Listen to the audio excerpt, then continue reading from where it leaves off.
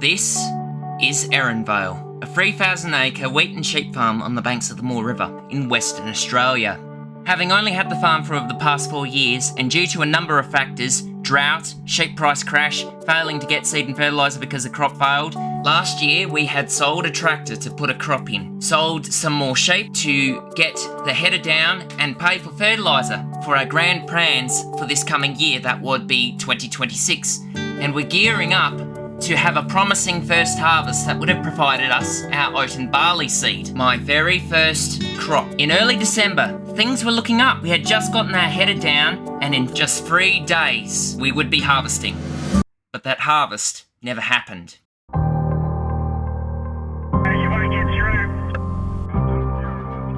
December 14th. On the same horrendous night that the country was shocked by the Bondi massacre attacks, we were fighting something of our own. A fire that I like to call the Mission Fires.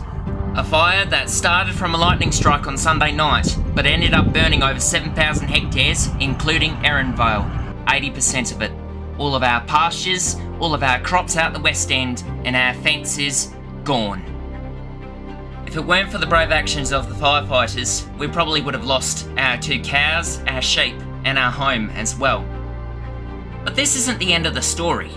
This is just the start. As many of you know, after the fires, we had to send our sheep off on agistment while we got the boundary fence fixed. But we didn't fix the boundary fence alone.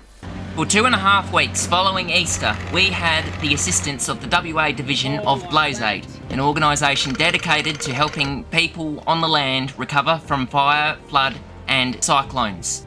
We were no exception. We put out the call and we got a small army of volunteers who came out and helped achieve what would have taken us 2 months in 2.5 weeks. This, ladies and gentlemen, is the TJM Farming Rebuilding the Boundary Fence special. Righto, so that was the trailer for what we're calling Operation Rebuild the Boundary.